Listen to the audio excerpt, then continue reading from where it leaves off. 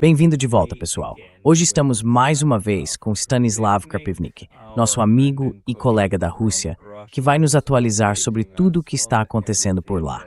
Stas, seja bem-vindo de volta. Bem-vindo de volta. Olha, meu dia, eu voltei ontem do Donbass. Não foi tão emocionante quanto entrar nas florestas do Japão, com aqueles ataques de ursos.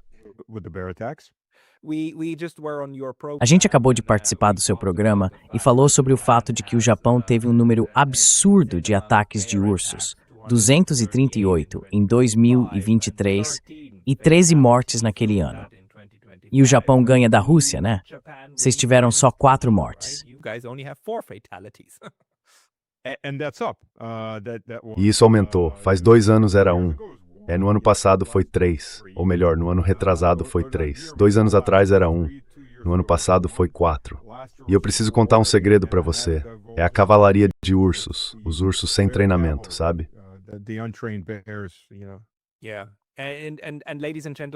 Pois é. E senhoras e senhores, dá pra ver que a situação na Europa tá tão desesperadora que a gente prefere falar de ursos e florestas do que realmente importa. Mas é justamente para isso que a gente vai mudar agora. Porque, mais uma vez, eu queria conversar com você sobre o que você aprendeu no Donbass. Você esteve lá. Você postou vídeos no seu canal, o Mr. Slavic Man, Stas Krapivnik, no YouTube. Pessoal, procurem lá. Você colocou vídeos, entre outros, da escola que foi bombardeada, onde 21 crianças morreram em Lugansk, certo? Conta pra gente um pouco da sua impressão naquele momento no Donbass.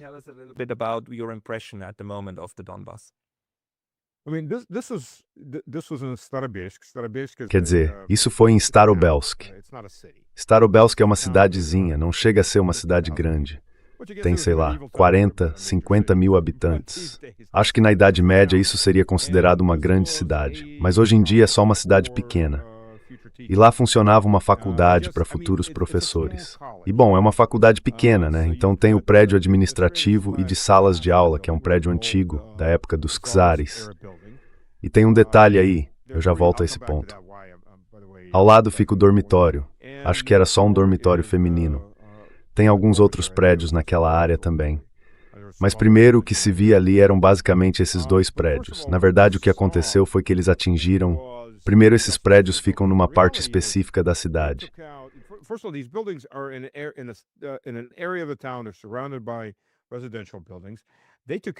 Eles estão cercados por prédios residenciais. Eles destruíram um quarteirão inteiro com esses drones. Do outro lado da rua, perpendicular a esses 2 prédios, tem um prédio de 5 andares que era o centro de artes das escolas da região.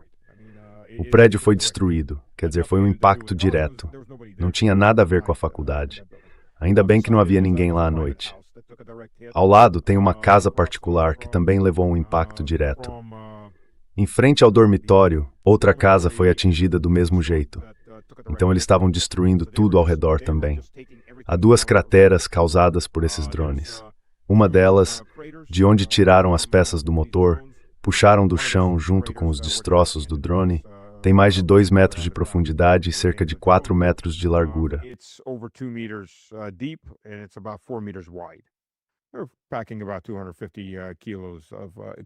Eles estão colocando cerca de 250 quilos de explosivos nesses drones. E são drones grandes, não são aqueles drones pequenos antipessoal tipo quadricóptero ou FPV, são drones em formato de avião. Alguns deles têm o tamanho de uma aeronave de verdade. São drones grandes mesmo. Chegam a ter o porte de um pequeno, bom, não nesse caso específico, mas alguns dos que são lançados em direção à Rússia, quer dizer, a Moscou e a outras regiões mais ao interior, chegam a ter o tamanho de pequenos aviões Cessna. Só para ter uma noção do tamanho disso. A onda de explosão foi muito forte e os impactos diretos atingiram o prédio imperial, que era o prédio administrativo e de salas de aula.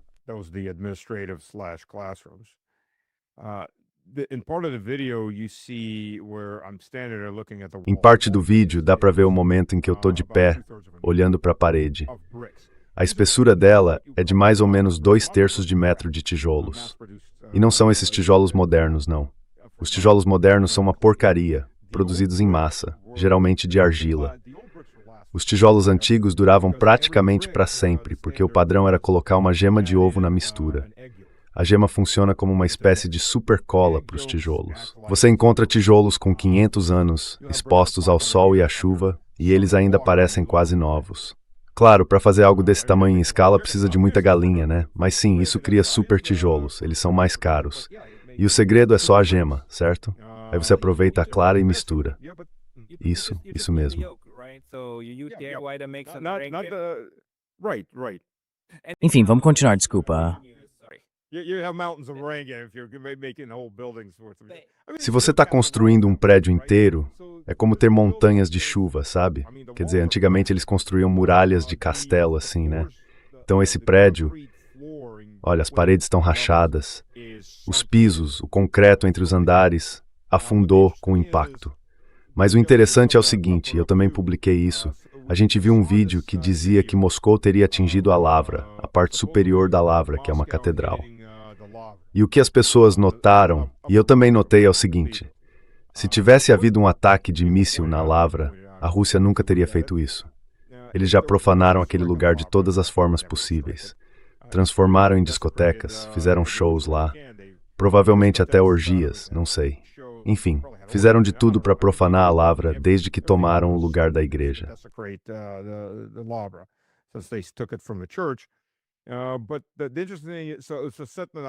Mas o interessante é que é um assentamento em chamas, explodindo. Saíram fotos durante o dia. Alguém lá atrás estava tirando fotos enquanto a equipe de filmagem montava o equipamento. E no meio da noite o cara estava lá filmando o fogo na Lavra. Então, obviamente, foi algo armado. Eles sabiam que ia acontecer. Mas as janelas, se você olhar bem, não só o vidro está nas molduras. Não só as molduras estão nas janelas, mas o vidro está nas molduras da Lavra. Ou seja, não houve explosão. E o que eu estava destacando é que se você olhar as molduras nessas paredes, que têm cerca de 2/3 de metro de espessura, as molduras foram arrancadas.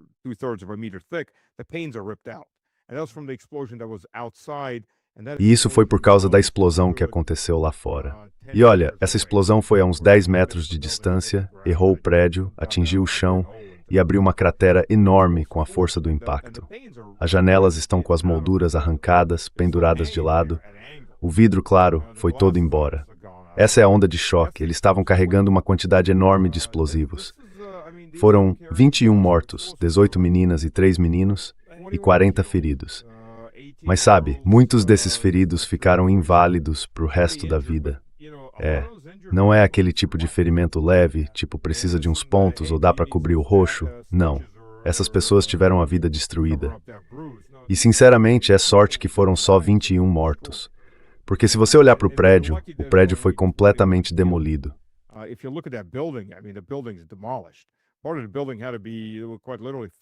Parte do prédio teve que literalmente desabar sobre si mesmo, como um assassinato. Ei, só um recado rápido. A melhor forma de apoiar o canal é se inscrevendo na minha newsletter gratuita no Substack. Você também pode ajudar com uma assinatura paga por lá, ou comprando alguns dos nossos novos produtos em neutralistudies.com. Os links estão aqui embaixo. Te vejo por lá. Agora, qual é a análise sobre por que esse alvo foi escolhido? Ou se foi um erro, ou algo assim? Porque claramente não há nenhum motivo militar por trás disso. E por outro lado, e a gente precisa falar sobre isso, pode ser que exista agora uma estratégia do Ocidente para provocar a Rússia a fazer algo muito maior. Algo que a Rússia tentou evitar por muito tempo, certo? E o que se diz sobre isso, de acordo com o que é considerado o senso comum hoje dentro da Rússia?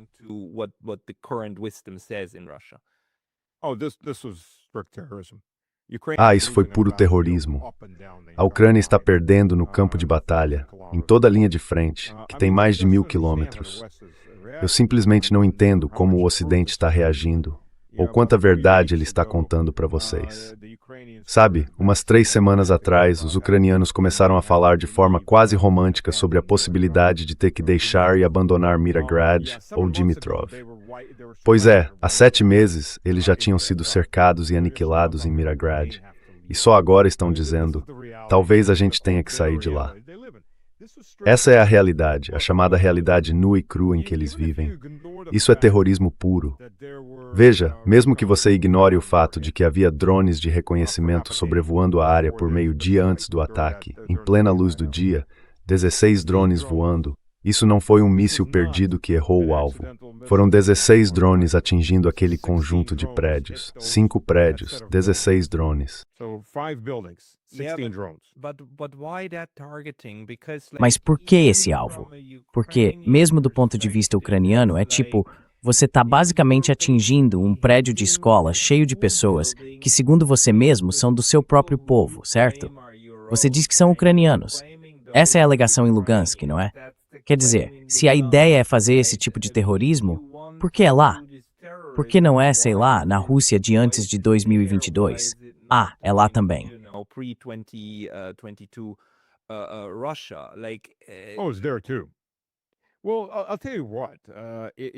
Olha, vou te dizer uma coisa. É isso que eles estão afirmando. Mas se você ouvir alguns dos vídeos que circulam por aí, com vários políticos ucranianos falando antes de 2022, vai ver o que eu quero dizer. Eles dizem coisas como: essas são baratas que precisamos esmagar, esses são ratos que precisamos destruir. Eles querem a terra, só não querem as pessoas que vivem nela. Querem os recursos, mas não querem o povo a quem esses recursos pertencem. Eles nos consideram, sendo eles mesmos em grande parte de origem russa, mentalmente degenerados. E bem claro, porque nenhuma pessoa só mentalmente sã diz.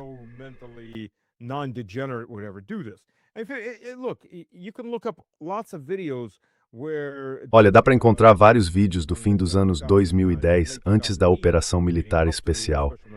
Eles faziam festas, cortavam bolos que pareciam bebês russos, com bandeirinhas da Rússia. É um bebê, olha, estamos comendo bebês. O satanismo era inacreditável. Isso simplesmente tomou conta da sociedade. E não importa se estavam literalmente num altar de Satanás ou se acreditavam num satanismo ateísta que apoia exatamente as mesmas coisas. Ao identidade Satanás. Então, assim é satanismo. Eram ataques contra tudo que seria normal numa sociedade.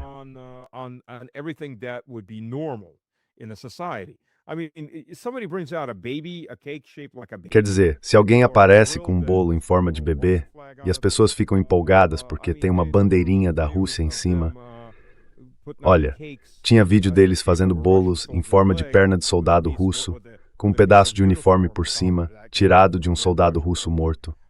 Eles postam esses vídeos. O Azov estava cometendo sacrifícios humanos, queimando pessoas em cruzes, enterrando gente até o pescoço e cortando as cabeças fora. E eles filmavam tudo isso. São eles que colocam esses vídeos nos próprios canais, como material de recrutamento. Quer dizer, a insanidade ali é muito, muito pesada. Eles chegaram a dizer claramente, essas pessoas não são de verdade, a gente não precisa delas. É ódio e racismo nesse nível.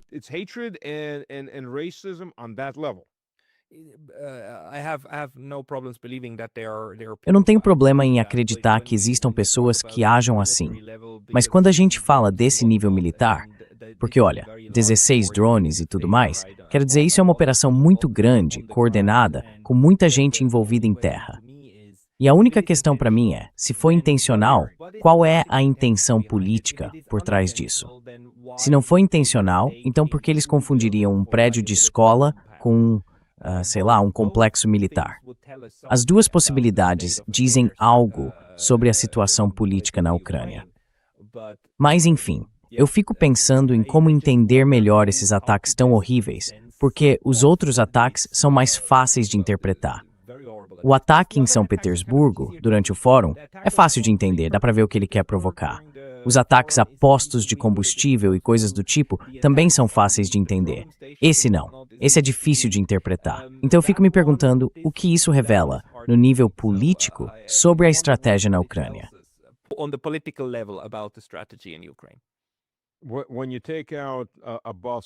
Quando você ataca um ônibus que está passando a noite por uma cidade, mata 8 pessoas que estavam nele e fere outras 11. Depois ataca um ônibus que levava o time de futebol infantil de uma escola da Bielorrússia, mata uma mulher grávida, coloca 2 adultos no hospital e também 4 crianças. Quer dizer, é só pensar nas idades dessas crianças. Uma das testemunhas, uma moradora local, disse: "A gente tinha acabado de ligar os desenhos animados." É essa a idade das crianças que estavam lá. Quando você atinge casas, prédios residenciais, mirando diretamente neles, há muitos vídeos circulando. Uma amiga da minha esposa tinha um vídeo mostrando que o apartamento ao lado do dela foi atingido. Dá para ver os drones voando direto para o meio do prédio. Eles não erram o alvo, não perdem o controle. Voam de forma precisa, direto contra o prédio.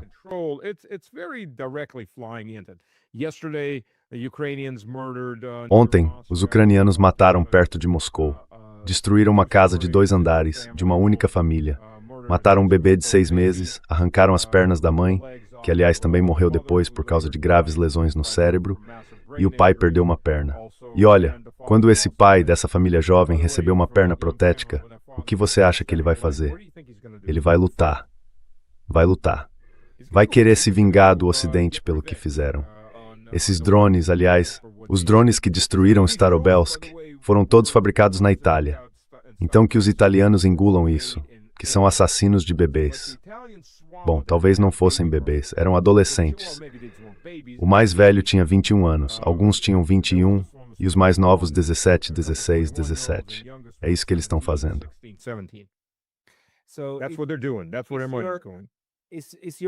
É para isso que o dinheiro dele está indo. Então a sua conclusão é que a gente está numa fase em que basicamente a Ucrânia e o Ocidente, a OTAN, estão usando o terrorismo para provocar a Rússia. É isso que está acontecendo? Porque me ajuda aqui, quando é que isso começou? A gente já está nessa guerra há mais de 4 anos, mas esse tipo de ataque contra civis dentro da Rússia de antes de 2022, é algo relativamente novo, não é? Then tog minhas momentos. Relatively new, isn't it? When did it start? In 22. Em 2022. O que é novo é a capacidade de atingir mais fundo. A Ucrânia, os mísseis HIMARS, aliás, eu disse isso desde o começo, são militares americanos, militares da ativa, que estão disparando esses mísseis HIMARS, usando esses lançadores HIMARS. São americanos do início ao fim, desde a fabricação do míssil, a entrega do míssil para a plataforma HIMARS, a escolha dos alvos, o disparo dos mísseis, até o guiamento deles até o alvo. Tudo feito por americanos, 100%. E agradeço ao New York Times porque eles confirmaram tudo o que eu disse. Quer dizer, até a mídia russa me olhou de lado quando eu falei isso.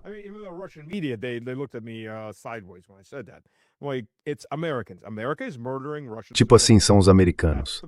A América está matando civis russos. Esse é o ponto de partida. O exército americano está matando civis russos. E o New York Times confirmou isso. Eu não lembro o dia exato em que a matéria saiu, mas foi no fim de dezembro de 2024.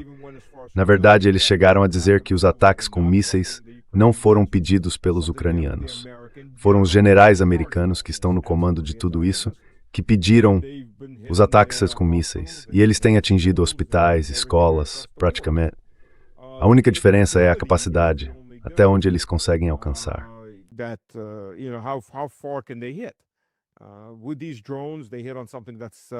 Com esses drones, eles estão tentando algo mais adequado para atingir mais fundo. Mas com a Rússia, é uma corrida sem fim. Então, pelo menos nesta semana, os ucranianos não tiveram muito sucesso. Quase tudo foi derrubado. Muito pouca coisa está passando, considerando os recursos que estão sendo investidos nesses drones. Bom, quando eu digo os ucranianos, quero dizer o Ocidente. O Trump e o governo dele estão totalmente envolvidos. E não dá para esquecer que foi o Trump quem incentivou o Zelensky a atacar Moscou há 1 ano, em maio. Quer dizer, não neste maio agora, em maio do ano passado. Enquanto ele fala que quer acabar com a guerra, que quer resolver as coisas, o Trump está lá incentivando. Ele vem alimentando isso o tempo todo. É o maior exemplo de alguém de 2 caras.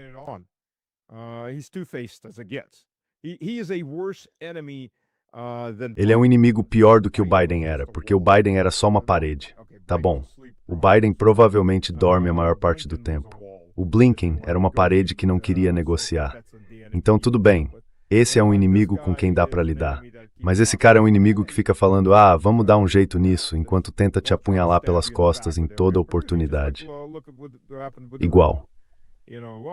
Bom, olha o que aconteceu com o Irã. A gente conseguiu um memorando de entendimento. E imediatamente eles já estavam tentando passar coisas por Oman para contornar isso. E depois, de repente, começam a usar os curdos no Iraque para invadir o Irã. Quer dizer, não dá para confiar nessas pessoas.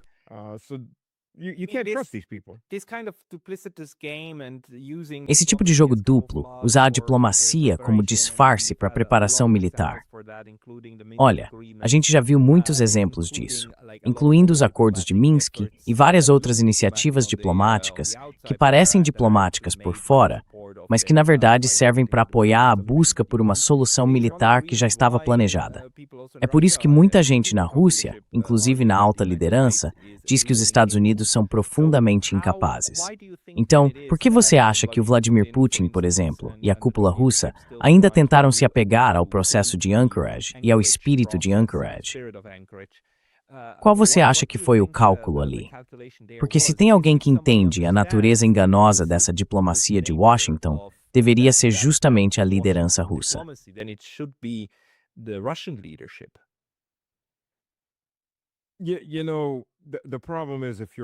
Sabe, o problema é o seguinte.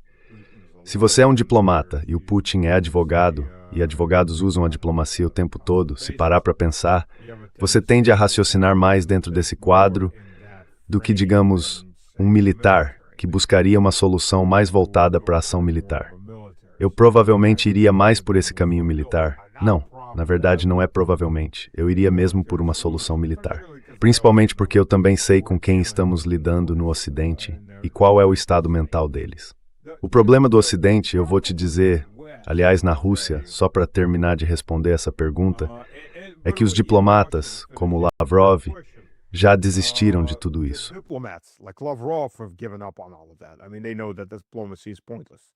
Quer dizer, eles sabem que a diplomacia não adianta nada com esse tipo de gente. Essas pessoas são assim, e não só elas, os europeus em geral. Olha, são pouquíssimos os europeus com quem dá para conversar ou negociar de verdade. O Orbán era um deles, não porque fosse russófobo, quer dizer, russófilo, mas porque era pró-Hungria. E como ele mesmo disse, a gente já fez essa coisa de guerra com a Rússia 2 vezes. Não vamos fazer uma terceira. Obrigado, mas não. Ele foi substituído. Vamos ver como os magiares reagem quando chegar a hora de colocar alguns milhões de húngaros no abate. Aí as coisas ficam muito, muito sérias.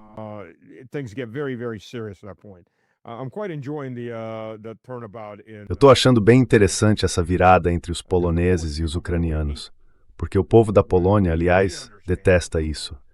Eles entendem o que está acontecendo. As elites estão completamente vendidas.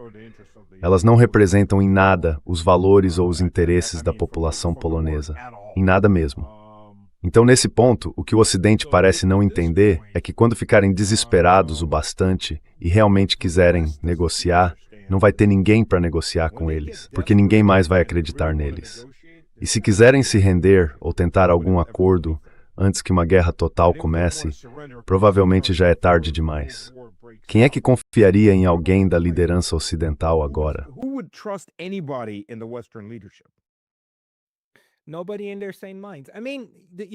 Ninguém em sã consciência faria isso. Quer dizer, uma coisa é confiança.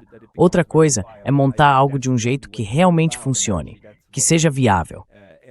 Eu acho que esse é o único caminho possível. E, na verdade, é isso que o memorando de entendimento com os iranianos deveria fazer do lado dele, certo? Ele deveria ser um tipo de roteiro, com etapas bem concretas que os iranianos possam olhar e dizer, foi cumprido ou não foi. Se foi, então seguimos adiante. Se não foi, acabou, o processo morre ali. Então, não dá para criar nenhum tipo de processo baseado só em confiança. Isso precisa ficar muito claro. Qualquer coisa que saia disso tem que incluir etapas de verificação para poder avançar para o próximo nível, certo? Mas no momento, quando a gente fala de Rússia e Ucrânia, não há nada no horizonte. Com o Irã, pelo menos existe algum tipo de processo, por mais amplo que seja. Mas com a Rússia agora não tem nada. Tá tudo travado.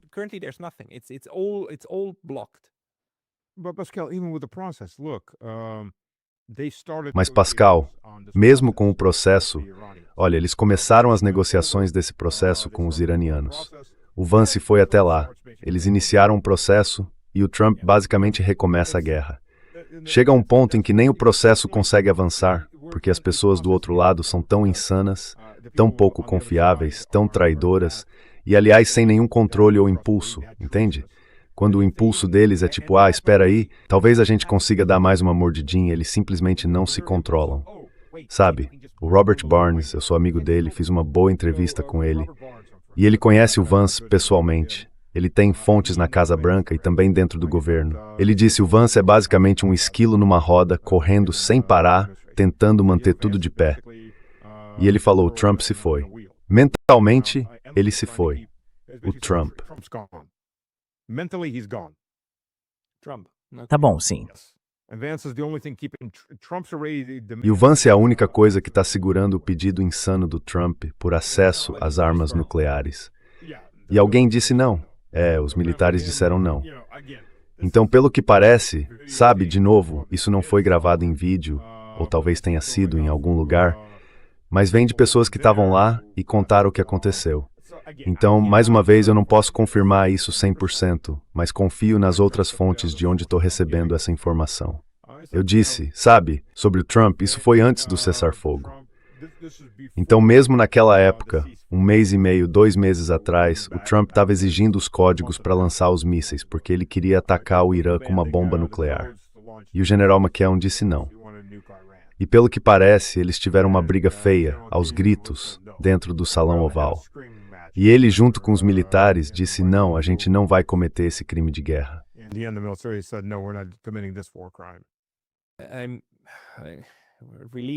Fico aliviado em ouvir isso, mas ao mesmo tempo extremamente preocupado.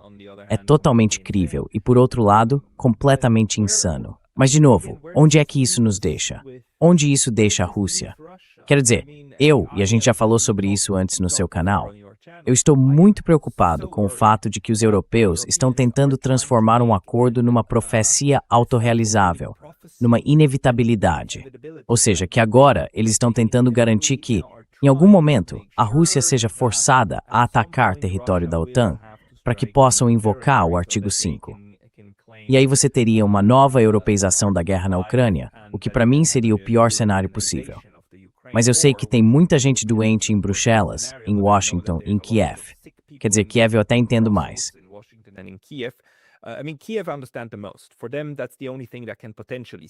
Para eles, essa é a única coisa que ainda pode talvez salvar a pele deles. Mas para todo o resto, é uma proposta completamente absurda. E nos últimos 4 anos, a gente viu como a OTAN queria manter a guerra da Ucrânia dentro da Ucrânia, certo? Essa era a ideia. De novo, um míssil ucraniano mata 2 fazendeiros poloneses na Polônia. Zelensky grita, artigo 5, e a OTAN manda ele se calar na hora, porque não queria isso, né? Mas agora parece diferente. Parece que eles estão se preparando para um confronto real com a Rússia. E me parece que os russos estão começando a acreditar nos europeus quando eles dizem que querem ou que vão ter uma guerra. Então, o que está acontecendo dentro da Rússia, entre seus colegas, suas fontes? O que você tem ouvido sobre como a Rússia está digerindo tudo isso agora?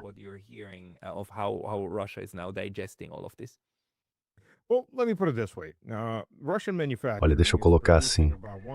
A indústria russa está produzindo mais ou menos 1.200 tanques de batalha principais por ano agora. Tanques novos, de fábrica. Não estou falando dos T-72 reformados, com torres novas. Esses também estão indo, claro. Mas você não vê eles no campo de batalha, né? Estão sendo preparados para uma guerra grande. Muita da munição russa também não está indo para o campo de batalha na Ucrânia. Está sendo guardada para essa guerra maior. E a Rússia ainda não é uma economia militar. Hoje isso representa mais ou menos 7% do PIB. Uma economia totalmente militarizada chega a 30%, 40% do PIB. Quando isso começar, o país vai ser outro. Então o que a gente está vendo? A Rússia está se preparando.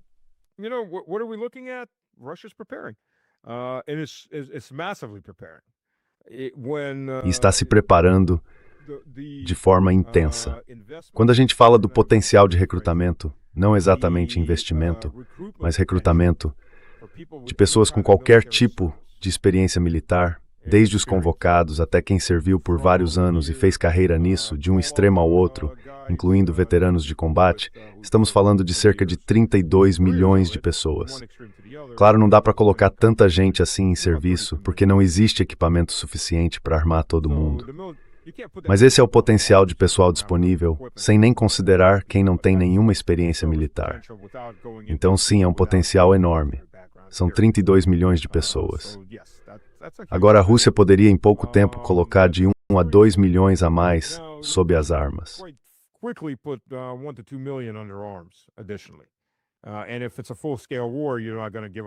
E se for uma guerra em grande escala, você não vai dar um treinamento extenso para eles, porque, claro, não tem tempo para isso. A questão é que a Europa não consegue. A Europa, com 4 vezes a população da Rússia, provavelmente não tem 32 milhões de pessoas com experiência militar. Vamos ser realistas, eles não conseguiriam mobilizar isso. Deixa para lá. Bom, acho que alguns dos imigrantes que vieram de países da África e do Oriente Médio talvez tenham mais confiança. Mas sendo realista, a Europa não tem como fazer isso. A Rússia está se preparando. Eles ouviram a mensagem europeia.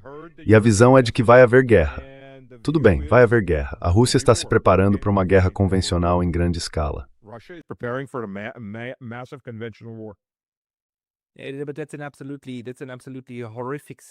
Mas esse é um cenário absolutamente horrível, porque a guerra dentro da Ucrânia já era terrível o bastante. E porque isso é basicamente uma guerra de trincheiras, ou uma guerra de drones e trincheiras, digamos assim. Diferente de uma guerra no mar, por exemplo. Estamos vendo algo parecido com a Primeira Guerra Mundial. Eu não acho que seja bem assim.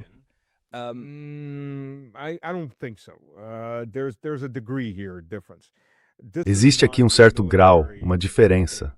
Isso não é uma operação militar. Ok, deixa eu reformular. Isso não é uma guerra. É uma operação militar especial.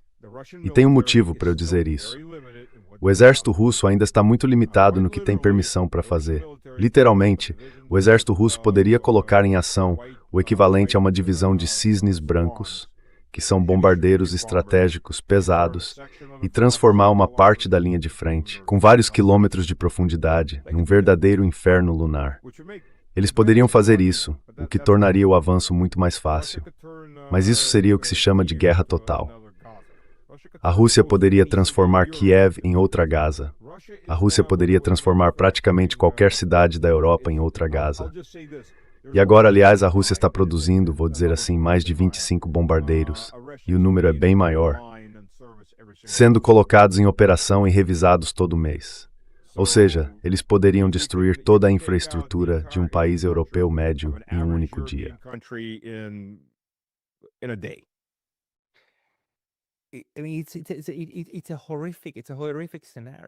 Quer dizer, é um cenário horrível. É mesmo.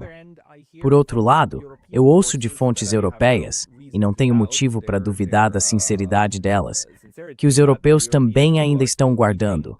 A OTAN também ainda mantém armas reservadas para o grande confronto. Isso seria uma guerra devastadora se chegar a esse ponto. E você tem razão em dizer que não seria uma versão ampliada do que a gente viu no Donbas nos últimos 4 anos.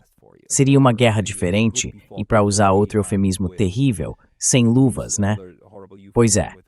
O Donbas vai parecer uma versão amenizada do que pode esperar toda a Europa, incluindo a Rússia, certo? Então qualquer líder em sã consciência deveria ver como dever tentar evitar isso. Mas se a gente olhar o que a Finlândia acabou de fazer essa semana, permitindo agora o posicionamento de armas nucleares, quer dizer, na Rússia, isso deve ter sido uma grande notícia lá em Moscou. Não foi?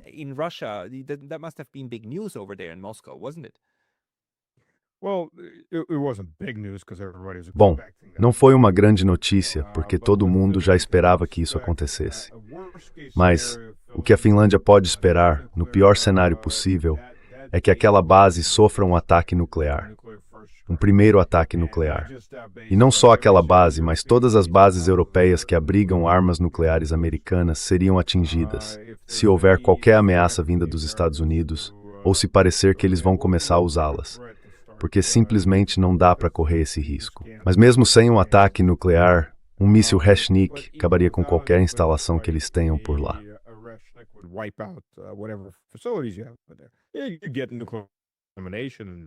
Você acaba tendo contaminação nuclear. Mas o ponto que os europeus parecem não entender, especialmente os do norte da Europa, e eles deviam prestar muito mais atenção nisso, é o seguinte. Quando você começa a conversar com finlandeses, os finlandeses são o melhor exemplo aqui. A maioria deles está tão doutrinada que chega a ser absurdo. É como falar com crianças. Eles dizem coisas do tipo, eu vou ser o super atirador de elite, mas só tem centenas de soldados russos enquanto eles invadem o meu jardim. That keep playing Call of Duty. It's a little too much. Oh, I'm going to be the super sniper killing hundreds of Russian soldiers that they charge into my garden. No, you're not. The way this war will Não, você não entendeu. A forma como essa guerra vai ser travada com a Finlândia é a seguinte. A fronteira vai ser fechada, as bases vão ser destruídas com mísseis de longo alcance, e aí o exército russo começa a agir nas cidades. Não precisa bombardear prédios residenciais. Você elimina os portos, destrói as usinas de energia elétrica, o sistema de esgoto, o aquecimento, seja lá qual for o sistema centralizado que eles tiverem, atinge as instalações de gás, e aí entra em cena o velho ditado russo, Zimania Zagarami. O inverno não está além das montanhas.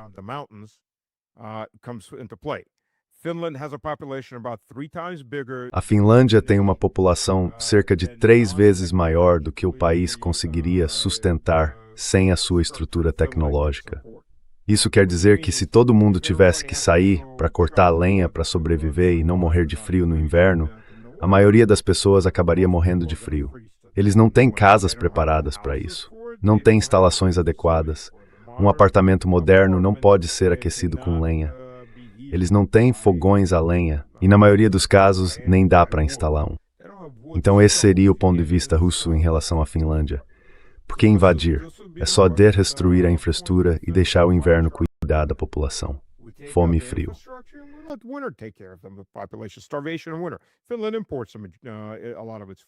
A Finlândia importa boa parte da comida que consome. Isso acontece com todos os países frios. Quer dizer, veja bem, se chegar uma guerra total, e eu estou falando de guerra total, não nuclear, aqueles depósitos subterrâneos de gás na Alemanha acabam. Os portos de gás liquefeito acabam também. A Rheinmetall, claro, vai ser destruída. A maior parte das usinas elétricas, idem. Esse é o primeiro ataque, eliminar tudo isso. Ou talvez o primeiro ataque seja eliminar a liderança, porque a Rússia vai pensar assim, é isso, vamos atrás dos líderes europeus e das famílias deles. Antes de atacar a população, vamos eliminar os líderes. Afinal, são eles que querem a guerra.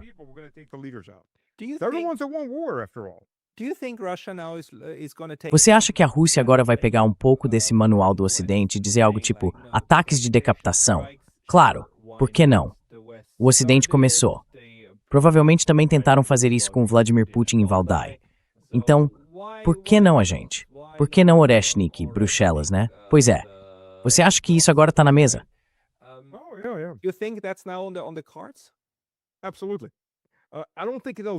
Com certeza. Eu não acho que isso vai acontecer de uma vez, mas sim em etapas, como uma escada de escalada. Quando a guerra total começar, eu não recomendaria estar nos prédios do Parlamento Europeu ou na sede da OTAN. Eu diria para correr o mais longe possível desses lugares, porque esses seriam os alvos principais. Eu não tenho certeza qual seria o alvo número 1 e qual seria o número 2. A ideia seria eliminar a liderança. Pronto. Se colocar um russo nisso, bunkers existar Halfdemugurds.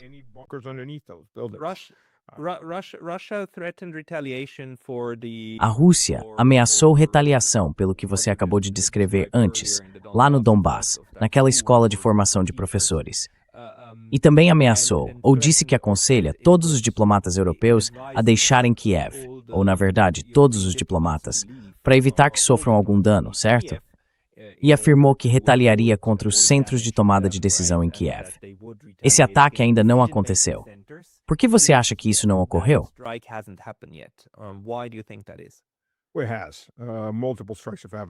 Bom, sim, aconteceu. Já houve vários ataques. A Rússia disse, e isso veio do parlamento, que não iria eliminar a liderança civil, quero dizer, desculpe, a liderança militar.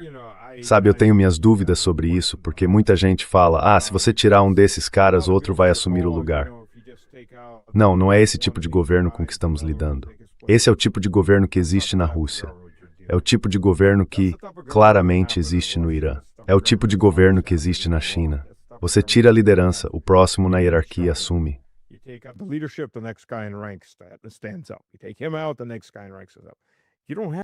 Você tira ele de cena, o próximo na hierarquia assume. Com Zelensky não é assim, porque não existe uma ideologia nesse governo além de quanto eu posso tirar disso, quanto eu posso vender o último bebê ucraniano por órgãos, para pedófilos, ou com uma granada amarrada na mão e empurrado em direção aos soldados russos. É com esse tipo de gente que você está lidando. Você está lidando com uma elite canibal, que está ali para ganhar dinheiro enquanto o dinheiro entra. Quando começam a ser eliminados, como a igreja de apresentados a Jesus, apresentados, eles vão embora, porque estão ali só para se alimentar da Ucrânia.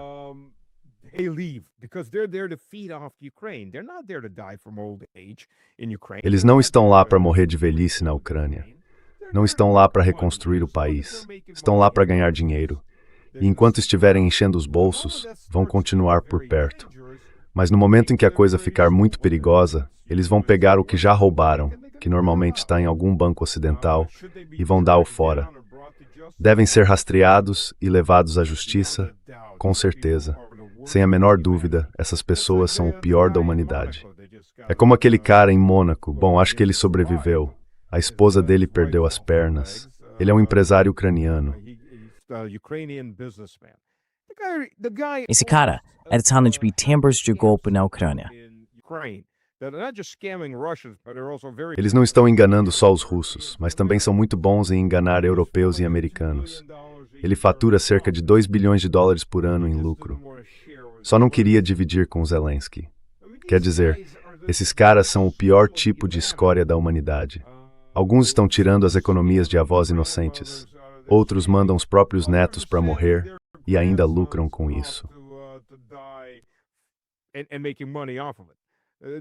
Isso aqui não é exatamente o auge da humanidade. Isso é o pior do pior.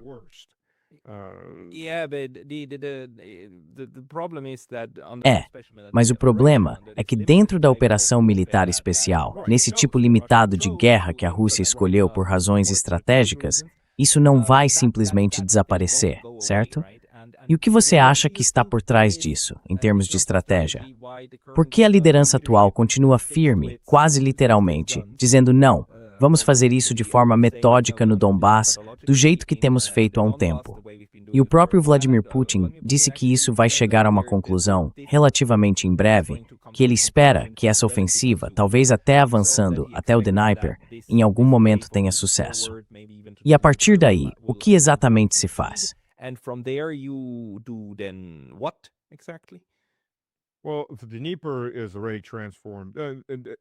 Bom, o Dnieper já está transformado.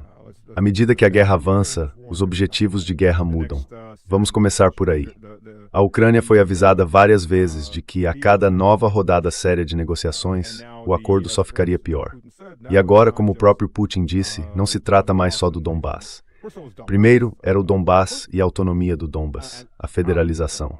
Depois, quando o Donbass foi reconhecido separadamente, passou a ser um Donbass independente. E esse Donbass independente já dentro da Rússia, junto agora com Kherson e Zaporizhia. Agora é toda a Novorossia, mas Novorossia inclui Kharkov, Sumy e vai descendo até Odessa, quase chegando a Kiev. E a Yevgenia Petrovska também estaria envolvida nesse Donbass.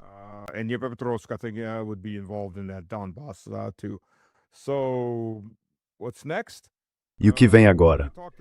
Bom, você conversa com os poloneses e pergunta: vocês querem pegar o Oeste? Era terra de vocês por muito tempo. Originalmente, tudo aquilo era terra russa. A Galícia foi terra russa até mais ou menos o século XV. Tudo bem, faz tempo, tanto faz. Mas os poloneses até agora querem aquilo, só que não querem lidar com os ucranianos. Só que estão sendo levados a entender claramente que vão ter que lidar com os ucranianos. Porque os ucranianos querem... Eles querem um terço da Polônia. E é difícil ignorar isso.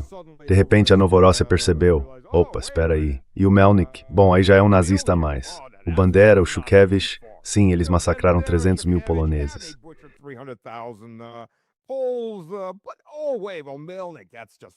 Mas espera aí. Bom, Melnik, isso aí já é nazismo demais pra gente. Vamos devolver o prêmio da Águia Branca. Sabe, o Zelensky ajoelhando no túmulo do Melnik depois que ele voltou de Luxemburgo, se não me engano. Aquele desgraçado nazista viveu o resto da vida coberto pelo sangue de pessoas inocentes. E bom, o Bandera também acabou sendo morto em Munique, depois de viver mais 15 anos depois da guerra. Um criminoso nazista assassino andando por aí, totalmente livre. As pessoas sabiam quem ele era. Então, é isso, tanto faz para esse idealismo ocidental, para essa tal de democracia e todo esse papo, tudo aquilo que contam para criancinhas e para os estrangeiros. A realidade não chega nem perto disso.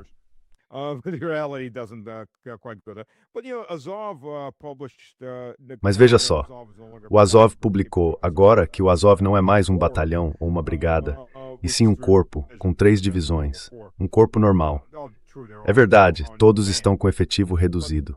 Mas eles publicaram a bandeira do corpo com a chamada Grande Ucrânia, que por acaso inclui 1/3 da Polônia.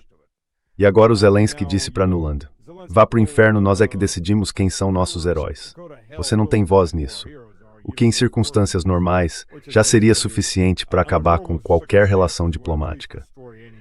E aí vários dos comandantes dele simplesmente disseram: continuem forçando e os ucranianos vão começar a matar o seu povo. Vocês vão ver drones ucranianos. Vocês não estão prontos para isso.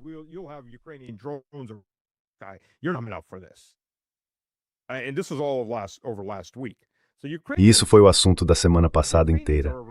Então os ucranianos são como um cachorro raivoso. É isso que eles são.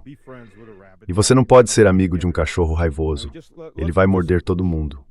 Vamos dar uma olhada rápida na lista de países que a Ucrânia atacou fora da guerra com a Rússia. Vamos ver. Matou 2 poloneses com um míssil, tentando envolver a Polônia. Atacou refinarias na Hungria, atacou refinarias na Romênia, atacou refinarias na Eslováquia. Sem falar no dinheiro que estava sendo desviado para as eleições húngaras, passando de Bruxelas pela Ucrânia até Magas, se os relatos forem ao menos parcialmente verdadeiros.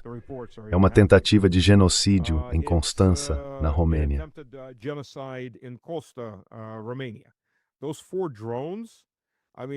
Aqueles 4 drones, quer dizer, o Mikhail Ludska, que é o líder do partido PPR, ex-deputado, e vários outros parlamentares já disseram claramente isso não foi um acidente.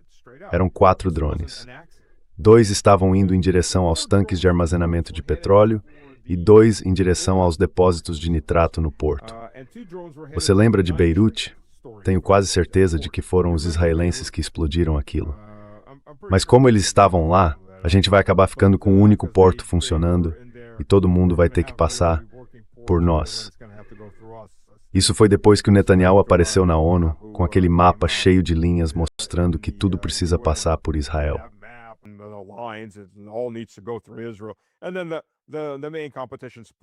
E aí, o principal ponto de combustão simplesmente explode por causa do nitrato. Se você lembra daquela explosão, aquilo teria sido em Constanța. A única coisa que basicamente salvou vidas ali, que impediu que metade da cidade fosse destruída numa tentativa de arrastar a Ucrânia, quer dizer, a OTAN, para uma guerra mais ampla, foram as boias anti-derramamento de óleo que tinham sido instaladas no porto. E aqueles drones ficaram presos nelas. Muita gente saiu para filmar esses drones, que são, vamos ser sinceros, drones britânicos usados pelos ucranianos. Os ucranianos não estão fabricando esses drones. Eles podem até montar as peças, receber desmontados, mas são britânicos. Bem, exatos rumores Suni. E a Ucrânia, nós perdemos o controle deles. Então dizem, dê 15 minutos e a gente detona eles. Então você perdeu o controle, mas ainda consegue detoná-los sob comando? E sim, o porto de Kostov foi salvo, e a cidade também. Veja só. A Ucrânia atacou os gregos, afundou um navio grego. A Ucrânia atacou o Azerbaijão, que estava fornecendo munição de 120 milímetros, matou 5 marinheiros, incluindo o capitão de um dos navios. E estão rindo disso. A Ucrânia atacou a Turquia várias vezes. Por sorte, a Turquia tem um líder que tenta colocar um pedaço da espinha em cada cadeira que encontra, porque o traseiro dele não consegue se firmar em nenhuma. E no fim ele se mostra sem espinha, não importa o que Erdogan diga.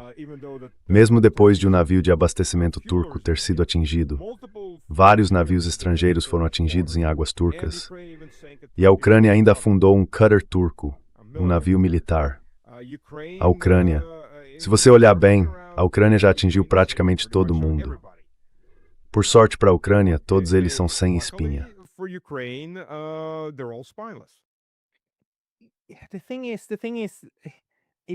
A questão é que isso faz parte de toda a estratégia, certo? Da estratégia da OTAN sobre como travar essa guerra. Você também precisa desligar algumas capacidades dos seus próprios aliados. E quem mais faz barulho nessa história são os alemães, com o Nord Stream, né? É como se essa guerra tivesse sido bem conveniente para a OTAN em vários aspectos, de novo, para reunir todo mundo sob o mesmo teto. E eu conversei com jornalistas turcos e um deles me disse, olha, essas bases da OTAN ali fora, perto da Turquia, e também tudo que está em Chipre. A gente entende perfeitamente que isso também nos ameaça e serve para nos manter sob controle.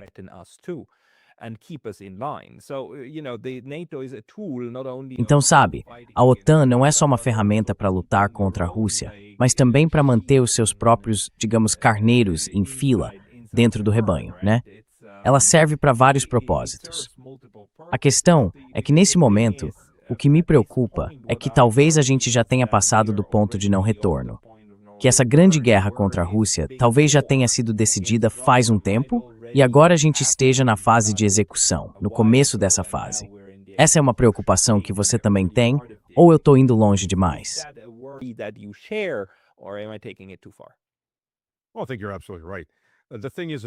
Olha, eu acho que você está absolutamente certo. A questão é que a OTAN vai ser uma organização bem interessante quando o tiroteio de verdade começar. Porque, primeiro, vamos dar uma olhada rápida na OTAN. Os Estados Unidos não vão lutar. Os Estados Unidos vão ficar neutros e vender armas para os europeus. Então é essa indústria que vai sustentar os europeus. Os alemães não conseguem produzir tanques em grande quantidade. A Rússia está produzindo 1.200 tanques de batalha novos. A Alemanha produziu acho que 8 tanques novos no último ano e meio. Eles não têm capacidade para mais do que isso. Não tem gás, não tem aço.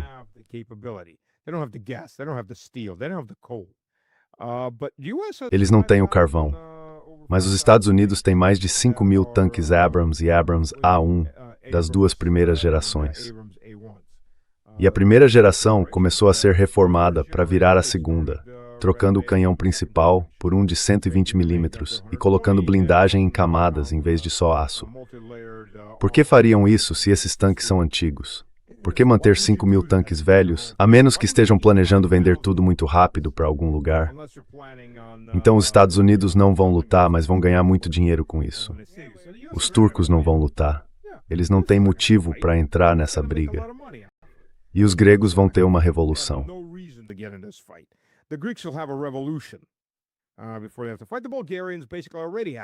Antes mesmo de precisarem lutar, os búlgaros já estão praticamente em revolução.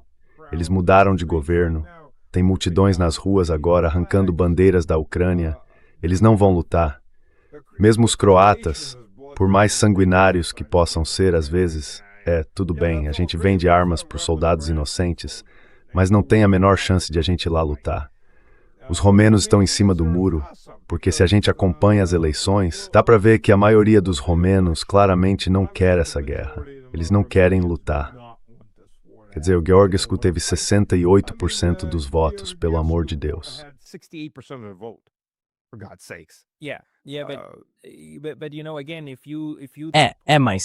Mas sabe, de novo, se eles conseguirem o que estão tentando fazer, que é provocar a Rússia para atacar primeiro, aí vai acontecer o contrário do que você me disse no começo. Vai ter aquele efeito de união em torno da bandeira dentro da Europa. E pode ser que tenha gente suficiente, ingênua o bastante, para embarcar nessa e realmente tentar causar um dano sério à Rússia. Até que, ou a menos que os russos reajam de um jeito que assuste todo mundo. Mas esse é o jeito Karaganov. E o Karaganov, claro, propõe isso com armas nucleares táticas. É um cenário absolutamente horrível. Mas eu realmente acredito, pelas conversas que estamos tendo com outros colegas russos, que o pensamento por lá está sim caminhando seriamente nessa direção, não é? The thinking is now seriously going in this direction, isn't it? Just something to consider. Russia doesn't really have tactical nukes. Só uma coisa para pensar. A Rússia, na verdade, não tem armas nucleares táticas, do jeito que a gente costuma imaginar. As armas que eles chamam de nukes táticas não são bombas de 5, 10 ou 15 quilotons. O que lá é classificado como arma nuclear tática tem 75 quilotons. 2 Hiroshimas, isso é o que eles chamam de tático. É uma bomba que destrói uma cidade inteira. Isso seria, por exemplo, Roterdã desaparecendo com uma arma tática. Então, se essas armas forem usadas, se chegarem a usar armas nucleares táticas para atingir os estoques nucleares americanos na Europa, não estamos falando de uma bombinha. E ainda tem a questão da radiação, que se espalharia por quase toda a Europa. A Europa é, bom, sejamos francos, a Europa é como uma gaiola cheia de hamsters. A contaminação se espalharia por quase toda a península, dependendo da direção do vento. Acho que seria o bastante para atingir as cidades. Mas alitiver daning in use and cause muitos problemas. Fall out on the cities and make a lot of problems. Not to mention poison most of the agricultural land for the Sem falar que isso envenenaria a maior parte das terras agrícolas por, no mínimo, os próximos 10 anos. Talvez até 100. Olha, Chernobyl. Quando Chernobyl explodiu, aquela nuvem chegou até a Escócia. E os pastores escoceses foram avisados que por 10 anos, basicamente não podiam subir as montanhas com seus rebanhos, porque levou todo esse tempo para a radiação sair do ecossistema. E para falar a verdade, pode ser que ainda tenha um pouco lá. Uma dose baixa de radiação pode te matar. Na verdade, é até discutível o quanto ela te mata, se é que dá para dizer de outro jeito. Meu tio, na verdade 2 tios meus, morreram de câncer no estômago. Um morreu aos 84, o outro aos 78. Agora, claro, o que morreu aos 78, eles eram irmãos, aliás, teve uma remissão por um tempo.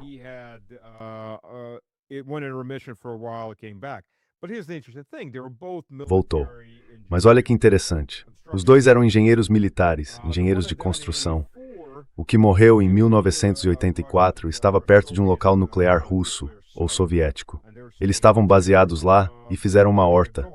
O que não perceberam é que o solo que usaram era radioativo e todos comeram as plantas da horta, os tomates e tudo mais.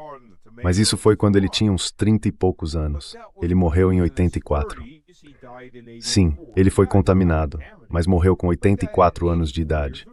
Então será que ele teria morrido de qualquer forma por causa daquele câncer? Não sei. O outro trabalhava diretamente na construção com material radioativo. Ele recebeu bastante radiação por causa do trabalho. E morreu com 79 anos. Então, de novo, sabe, até que ponto isso afeta? Não sei. O que a gente sabe é que...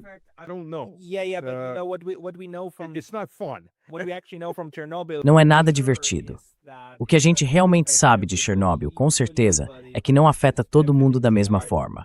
Mas, sem dúvida, aumenta o número de mortes por leucemia e por outras doenças graves, certo? Estatisticamente falando, é um cenário terrível. Mas algumas pessoas, é como com fumantes inveterados. Tem gente que chega aos 88 anos fumando sem parar e outra que morre aos 42. Pois é. O que eu estou dizendo é sobre as consequências da radiação.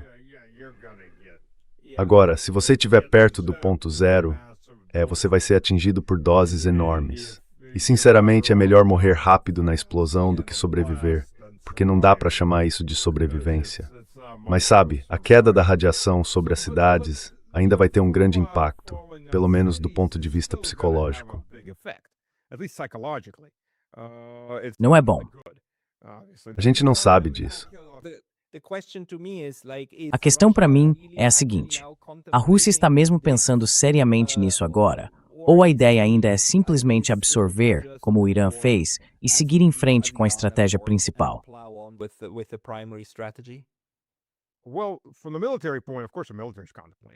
Bom, do ponto de vista militar, é claro que os militares estão pensando nisso. É o dever deles, é o trabalho deles planejar e considerar essas possibilidades. Quer dizer, não vamos ser ingênuos sobre isso.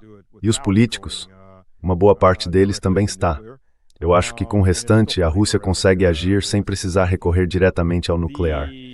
E mesmo assim, já seria algo bem terrível sendo realista. Essa ideia de unir o país em torno da bandeira, eu acho que vai depender muito de como isso for feito. Se você atacar a liderança, por exemplo, se for atrás da liderança na Alemanha, ou destruir a fábrica da Rheinmetall ou algo desse tipo, vai haver um certo movimento de união. Os alemães podem se unir.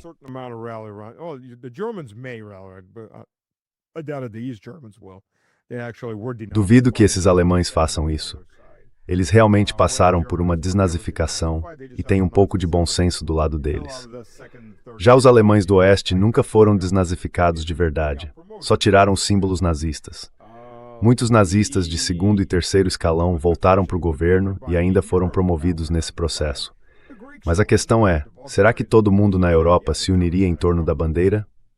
Os gregos não fariam isso, os búlgaros também não. A maioria diria, os alemães mereceram. O ódio entre as diferentes nações da Europa é enorme. As únicas duas coisas que mantêm tudo sob controle agora são uma elite que não representa o povo de forma alguma e a ameaça da Rússia.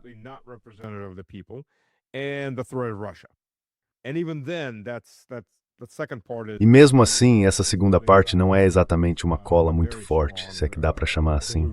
Então eu acho que muitos desses países, especialmente, duvido muito que os espanhóis e os portugueses vão entrar de cabeça nessa ideia de vamos para a guerra. Podem até falar um pouco sobre isso, mas não. Então, na prática, o que vai acontecer é que o núcleo disso vai ser formado pelos países do norte da Europa. Alemanha, França, e vamos ver o que acontece com a França. O Reino Unido, se até lá não estiver em plena guerra civil, os noruegueses, os países escandinavos e os bálticos. E esse vai ser o centro da postura belicista.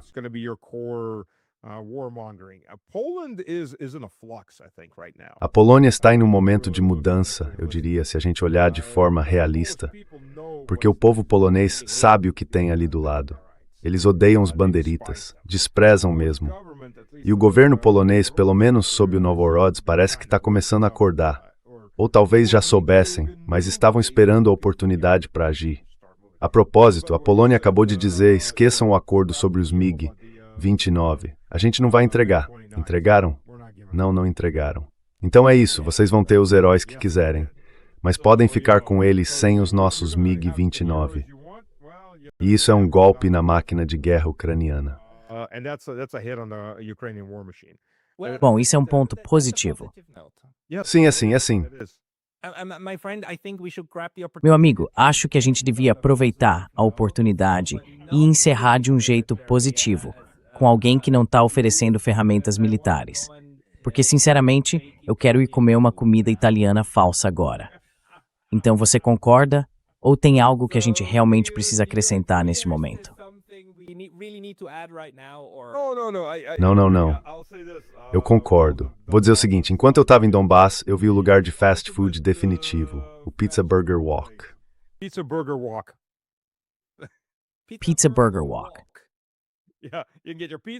Você pode pegar sua pizza, seu hambúrguer e um prato feito no wok. Então você tem o americano, o alemão e o chinês, tá tudo ali junto. Bom, isso é bem humano, né? Por que ter só uma dessas coisas? Por que não todas? Então é assim que tem que ser. É assim que se vive a vida. Gente, se vocês quiserem acompanhar o Stas, procurem o canal dele no YouTube, Mr. Slavic Man. Slavic com Q, certo? Isso mesmo. Também procurem ele no X e no canal dele no Telegram. Onde é que o pessoal te encontra? Quais são os 2 lugares para te achar?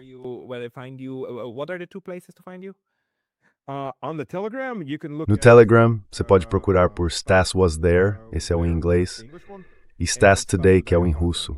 Eu também estou no Substack. Eu vou colocar os links na descrição aqui embaixo. Stas Krpivnik, muito obrigado pelo seu tempo hoje. Bro.